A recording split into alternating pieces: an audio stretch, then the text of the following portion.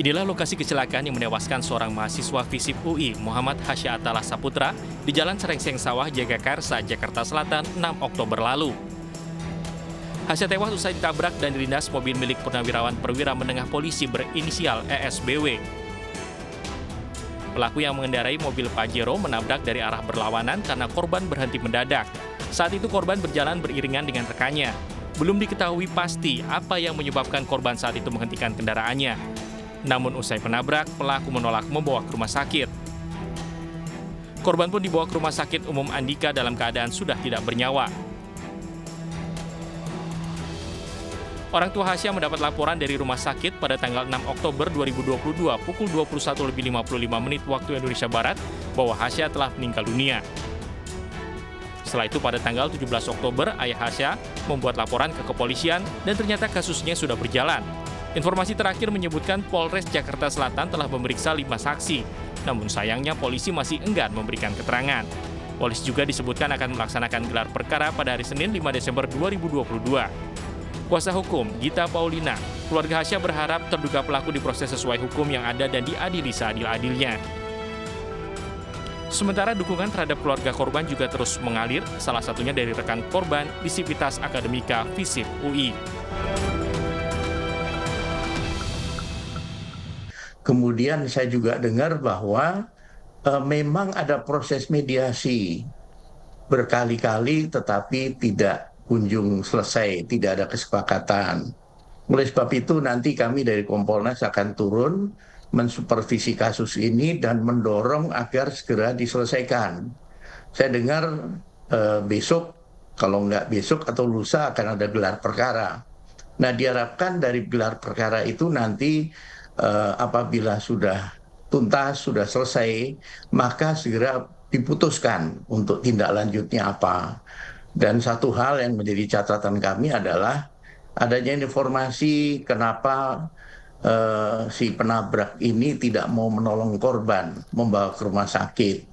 Ini menurut saya perlu didalami faktor apa. Misalkan begini, mungkin yang bersangkutan takut dikeroyok.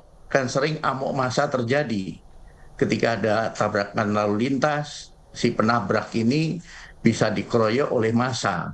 Apakah takut karena itu atau faktor lain? Nah, ini juga perlu didalami sehingga nanti clear masalahnya. Komplain dari keluarga ini nanti bisa terjawab. Baik, Pak Beni, mau tidak mau masyarakat menyoroti status terduga pelaku yang meskipun sudah purnawirawan merupakan bagian dari kepolisian. Apakah ini yang menurut Anda membuat kasusnya bergulir begitu lama? Disebutkan tadi ayah korban sudah melapor dari tanggal 17 Oktober. Betul, tentunya publik akan melihatnya dari kacamata itu. Mentang-mentang pensiunan polisi, kemudian diperlakukan istimewa dan sebagainya. Nah, oleh sebab itu pihak yang menangani dalam hal ini Polres Jakarta Selatan harus menjelaskan ke publik. Sebagai contoh, berapa kali mediasi dilakukan, kemudian berapa lama rentang waktunya, supaya publik tahu bahwa ini agak lama karena ada proses mediasi. Sehingga clear masalahnya. Kemudian soal penahanan dan sebagainya, wajib lapor. Ini juga perlu dijelaskan kepada publik. Nah, menyangkut masalah yang bersangkutan, ada yang menanyakan apakah ini petinggi, tidak. Nah, pangkatnya AKBP, pensiunan. Jadi tentunya saya berharap bahwa kasus ini nantinya secepatnya bisa ada keputusan di Senin atau Selasa nanti. Baik, artinya bolanya saat ini ada di Polres Jakarta Selatan ya Pak Beni. Apakah artinya Kompolnas akan memastikan terduga pelaku ini dipidana jika memang unsur pidananya terpenuhi, Pak Beni? Betul, jadi nanti hasil gelar itulah akan disimpulkan lah ya. Nanti pembuktiannya gimana, penerapan pasalnya gimana. Kami akan mengawasi, kami akan turun untuk nanti mensupervisi.